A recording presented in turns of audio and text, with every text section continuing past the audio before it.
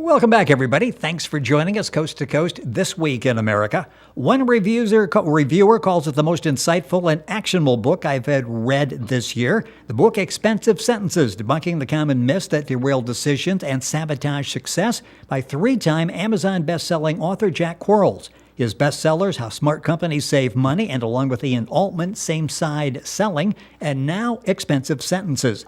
Jack is an international trainer, speaker, consultant, who's helped companies save tens of millions of dollars, 2 decades in the field of expense management, the co-founder of multiple startups, currently serving on the boards of 2 international nonprofits, degrees from Yale University and Northwestern's Kellogg School of Business, author of Expensive Sentences, Debunking the Common Myths That Derail Decisions and Sabotage Success. Jack Quarles with us on This Week in America. Jack, welcome to the program. It's great to have you with us. Rick, thanks so much for having me. I appreciate the introduction and especially appreciate your time. I've been looking forward to this conversation for some time. And I have as well. This is an excellent book, Expensive Sentences. We'll be doing multiple shows with Jack because it's a fascinating topic. And we'll lay the groundwork here in a second. But first of all, a simple definition of expensive sentences, because these are really simple sentences that most of us accept as logic. Well, I think that's where it starts. And the danger is when the 20% of the time that they're not true or they're not helpful, and where that leads you. So when we say something like, well, it's too late to turn back now, or we're too swamped to deal with that, or the customer is always right, those little phrases drive more decisions than we realize, certainly in a corporate environment, and I think also in our personal lives. And I'm on a mission to help people hear those and then give them a little bit more scrutiny so they can decide when they're useful and when they are toxic advice. You say in the beginning of the book, Expensive Sentences, one of the great plot devices, the trap or the snare, and you sort of compare expensive sentences to that. And when you think about it, that's it, because the hero usually falls into a trap of some kind. We oftentimes fall into a trap of some kind because of expensive sentences. That's a great way to explain it. Yes, I actually do my impersonation of Bart Simpson in the audiobook version. Because Bart's got a great quote where he says, Lisa, she's like a milk dud. She's sweet on the outside, but poison on the inside. And of course, that's not really true about milk duds. I just don't want to get a lawsuit on your hands, Rick. But but it is true about a lot of these phrases. I love little cliches and proverbs and sayings. I collect them. Ones from Benjamin Franklin. A penny saved is a penny earned. When I was growing up, my dad had a lot of these and he used to give them to me. When the going gets tough, the tough get going. You can't change horses in midstream. Now, so often these are useful as guideposts to hang on. However, when applied in the wrong direction, they can really lead us astray and end up costing a lot of money, time, and opportunity. And you say so many of these are self-evident that it's difficult to dispute. You hear that. It makes perfect sense, and we accept it as fact, and we move on with that assumption being made.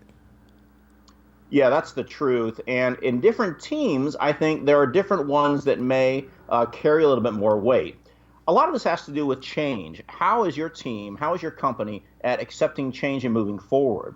Because a lot of times, whether we say it out loud or not, we're relying on ways of the past. We're doing what we're doing a lot of times on precedent more than on purpose. So very often you'll hear, well, that's just the way we're doing it. Or I'm not sure why we're doing it this way, but I was taught to do it this way. Or that's just how we do things here. So those are good things to listen for, because when you hear rationale that's based simply on the past and on precedent, it's probably pretty weak. And the scary thing is, and you have this in the book, Expensive Sentences, Debunking the Common Myths That Derail Decisions and Sabotage Success. Jack Quarles with us, the author. The book is available all across the country. ExpensiveSentences.com is his website. You can log onto our website and get information on the book as well. And you talk about when we take this as fact, it really puts limitations on our thinking, doesn't it? And that costs us, it limits options. That ends up costing us money, costs us dearly. You know, Rick, in our culture, we're very aware of stereotypes, particularly when they involve people, right? We don't want to put somebody in a box or make assumptions about somebody based on their appearance or their gender or even their educational background. And I'm glad we have that awareness, and that conversation is going on a lot. And not that we've totally overcome it, but I think there's a high awareness that when we use some sort of stereotype based on somebody's background, that's really not a good thing to do. What I believe is that we use stereotypes a lot for situations. And our brain kind of works the same way. It looks for a pattern, it looks for a template, and it says, oh, well, this fits into this one. It says, well, look, that costs more, but you get what you pay for. And our brains are desperate to accept these explanations and connections because we're processing so much information. So we need to be aware that we're wired for assumptions and we're wired for bias. And that applies to how we process information and make decisions. That gives us the opportunity to step back and say, okay, that's my instinct. Instinct is right a lot of the times, but instinct can be wrong a lot of the time. So let me ask a few questions, get more specific, and see whether this is a case where I should follow that old proverb, that cliche, that instinct, or whether I should go in a different direction. It's interesting in the book, Expensive Sentences, in the beginning, we see your evolution as this is becoming sort of obvious to you. And then it's like, boy, this really is a problem that we need to address. You're sitting in there with hundreds and hundreds of clients. You're investing in time and money. And you say most of these would lay out a very logical plan. This is how we're going. This is the roadmap we're going to follow.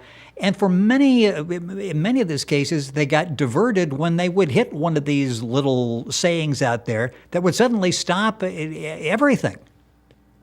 That's what kind of shocked me once I realized how pervasive this was. This started when I was director of procurement at a national financial services company, a name that everybody knows. And I found a vendor that was about $1 million a year. I love this story. Yeah, well, this is kind of the origin story, but I didn't know who this vendor was. It belonged to Human Resources. So I made my way down 2 floors to the office of the Director of Human Resources. I said, hey, I noticed this expense. It's about $1 million a year. It's in your department. Do you know what it is? And she said, oh, yeah, that's our background check provider. We use them to screen everybody that comes into our call centers because they have access to financial information, and that made sense. So I kind of got that. Then she said, Jack, I know what you're trying to do, but you don't need to worry about it. So I took the bait. I said, okay, what am I trying to do, and why do I not need to worry about it? And she said, well, you're trying to drive the price down. You're trying to save money, but you don't need to worry about it because this company hasn't raised our prices in 8 years. Now, that sounded pretty good to me, but I didn't know much about background checks. So I set up an appointment with the vice president of human resources a couple of weeks later. And I went up to his office, and he said, Jack, we love these guys. And you know what's really good about them? I said, what? He said, they haven't raised our prices in 8 years. Something about hearing the same words a second time kind of, makes your spidey senses tingle a little bit. But I didn't really realize the danger there. We did move forward with a shopping exercise. We went out and talked to other vendors. And, of course, my first call was to the incumbent vendor, the company we were working with already. And I called up the salesperson. And, salespeople never like to be called by procurement guys anyway. Exactly. But he said, hey, why are you calling me? We've got a good relationship. And you know what else? You ready? We haven't raised your prices in 8 years. So make the story short, we found a slightly better product than we were getting for less than half the price. So instead of spending $1 million a year, we started spending actually less than $500,000 every year. Big savings and a great win for a procurement guy, right? I like that. But when you think about it, the culprit in the story, the reason we'd been overpaying probably millions of dollars over prior years was this idea that, well, the price hasn't gone up, so we must be doing fine. And that makes sense on one level, right? There are a lot of areas in which if the price isn't going up, you are doing fine. Yes. However, in this area, there was so much disruption and so much change that we were overpaying dramatically and wasting tons of money. And that really opened my eyes to this phenomenon. I went back to my boss and said, hey, I think we haven't raised your prices in 8 years. Turned out to be an expensive sentence. And he laughed and he said, yeah, I think I've heard a few of those around here. And he was right, because I found that just about every project I worked on after that, what really drove the decision wasn't the data and the analysis. It wasn't logic. It ended up being these assumptions and biases that very smart, senior, savvy leaders had in their minds. And they weren't totally off base, right? These biases had some grounding in reality. However, they really blinded us from seeing the truth and a lot of opportunity for not just saving money, but for keeping jobs and for improving products and improving service. And I think this is a real common phenomenon in most companies in our country. Jack Quarles, our guest on the program, Amazon best-selling author, his new book, Expensive Sentences, Debunking the Common Myths That Derail Decisions and Sabotage Success. Widespread belief, really, in the particular case you were talking about, was highly misleading. And you say it's not just in business. You say that you're convinced expensive sentences are silently sabotaging companies, nonprofits, schools, families, churches, teams, governments, and individuals. So the application is more than a business win from your book, isn't it? Yeah, Rick, you know what's interesting is I did write that in the book. However, since I finished the book and published it and I've been promoting it, I've really become more convinced of the damage these sentences do beyond business and beyond profits and dollars. I spoke in an event and a doctor came up afterwards and he said, Jack, I believe in my field, I've seen that many diagnoses are expensive sentences. And I said, well, what do you mean? And he said, well, I believe that I've seen many patients that are sort of tagged with a certain syndrome or a certain disease, and that shapes their course of treatment, but it's not exactly right for them. It's not optimal for them. I thought that was pretty interesting. I did a podcast with a woman who said that she works with a lot of underprivileged youth, and the expensive sentence that she hears that breaks her heart is when young people say, well, that's the only job I can get. The only thing I'm qualified for is flipping burgers now. Nothing wrong with flipping burgers, but when somebody has that attitude that that's the only thing they can do, it's really quite tragic, and she'd seen this firsthand. I spoke at a men's event, and a man stood up and shared that he remembered in third grade, and this man was probably 20 years older than I. He was probably in his mid-60s or late 60s. He said he remembered in third grade hearing his teacher tell his parents that he wasn't smart, and that haunted him for decades. That was an expensive sentence that limited him. Yeah, I mentioned before the limitations. Right. The application is broad. Yeah, I mentioned the limitations, and you talk about that throughout the book, Expensive Sentences, that's a limitation we're putting on ourselves because in many cases we just go ahead and we accept that. One that you mentioned before that applies to all aspects of our lives is it's not too late to turn back now. For Custer, that might have been something that was applicable, but that really stops a lot of people, doesn't it? We feel that, okay, we're in so far, and you really stop assessing the situation and accept the fact that we've got to go forward because here we are. We can't turn around now. The economists have a simple answer for this, for sunk cost, right? When you're looking about decisions you made yesterday or money you spent yesterday, that's called a sunk cost. And clinically, what you're supposed to do is simply ignore it. So when you make a decision for the future, you ignore sunk costs. You don't think about the past. Now, from the past, you've learned some things and you have some things, but it doesn't really matter how much money you spent or how much time you spent. The only problem with that economic solution is that people don't do it. People are terrible at it. And behavioral economists have studied this at great length, and psychologists have as well. And we are so prone to weigh the past so heavily when we're making future decisions. And you think about people that stay in the relationship too long, right? Long after everybody around them knows it's doomed. Or you think about people that stay in a career where they're really not happy and they're not using their gifts the right way, but they think, well, gosh, I've been doing this for 8 years. I can't do something else now. And this becomes quite tragic. And as you said, these words that we say are so powerful. And look, these expensive sentences is not a simple fix, but I believe it's an access point. And if you do change your words, you can start changing your thinking as well. You've got in the book Expensive Sentences, and we'll talk about it with Jack on future programs, but steps and challenges to identify words and whether they're friend or foe. In some cases, it makes absolutely perfect sense. In other cases, when you think about it, it really doesn't. Time going by way too quickly. You do some great examples throughout the book. One, you say you can change horses, the saying being that you can't change horses in midstream.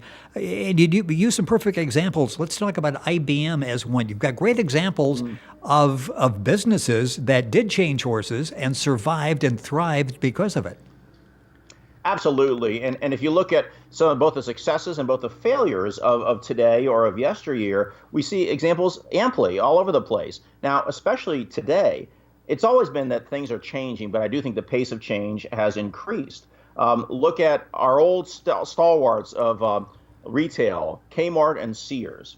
Now, 30 years ago, nobody could have imagined that they wouldn't be around forever, that the way of shopping wouldn't change so radically that they'd really have the rug pulled out from under them. But that's essentially what happens, and it won't be long before we don't see any Kmarts or Sears.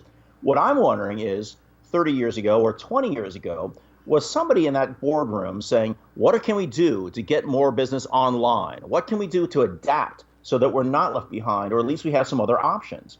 You see a retailer like Walmart, and they are making that choice. They're getting more online and with some success. So changing horses is something that we really have to do. You mentioned something before, and I did mention that one of the entities impacted by this, teams, the slogan, that's the way we've always done it, the blank way. And you say fit in your school, your team, your company, or whatever. I'll throw Exxon in there. The Exxon way, that's how we do things. And when you think about it, that really is limiting, isn't it? They use that as a badge of honor, and that means basically there's no adaptability that we're going to offer.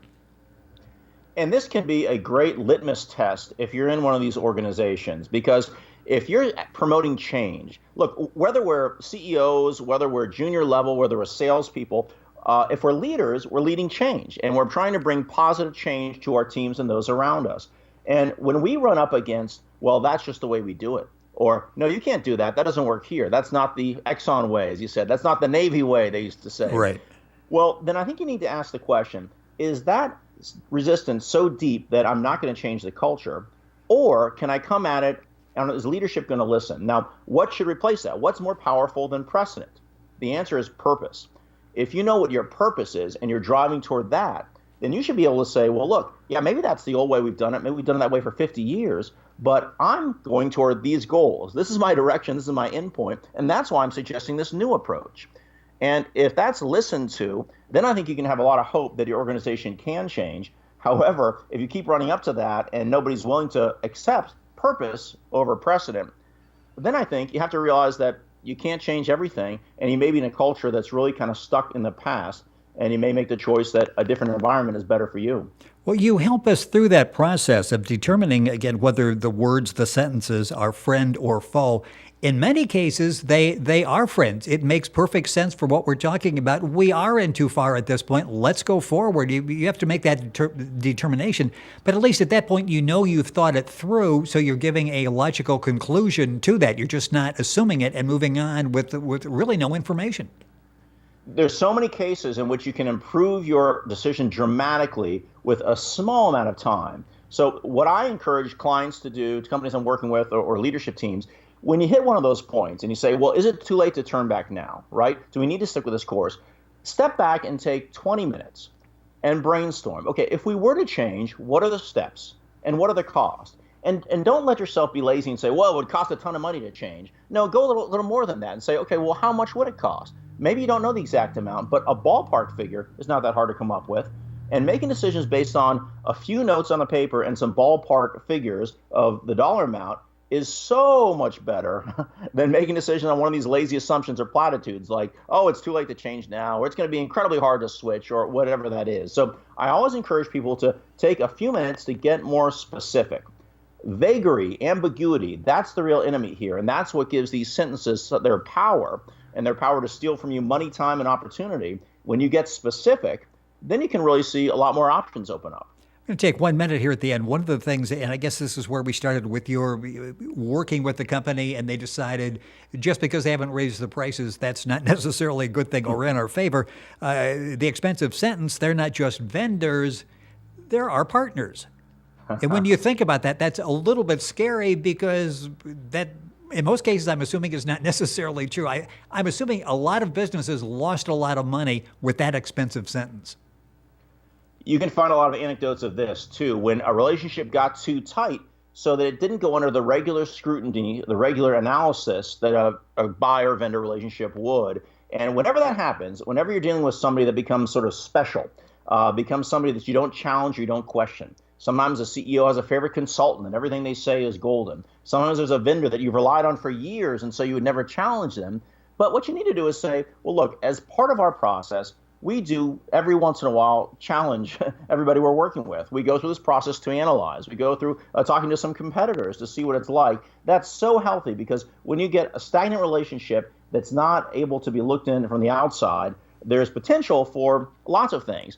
Some just laziness or not as progressive as you could be or spending more money than you could, but it could go farther than that and get to corruption and things that you really don't want. Yeah, one of the sentences you have is "we trust them," which a lot of people throw that out. It's an excellent book, Expensive Sentences: Debunking the Common Myths That Derail Decisions and Sabotage Success. You can use this in your private life. You can use this in your public life. You can use it for business, all sorts of applications. Jack Quarles, our guest on the program, that's Quarles.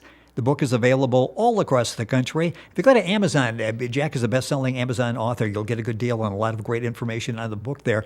ExpensiveSentences.com is Jack's website for the book. And if you go to our website, thisweekinamerica.us, you can link on directly to all of those websites. Jack, I'm looking forward to having you back. I've got 43 more pages of questions just from the first half of the book. It's an excellent book. Thank you so much for being with us on the program. We definitely have more to talk about, Rick. So thank you so much. I really enjoy this. Looking forward to having Jack back in the program. The book, once again, Expensive Sentences: Debunking the Common Myths That Derail Decisions and Sabotage Success. This Week in America, web presence at thisweekinamerica.us.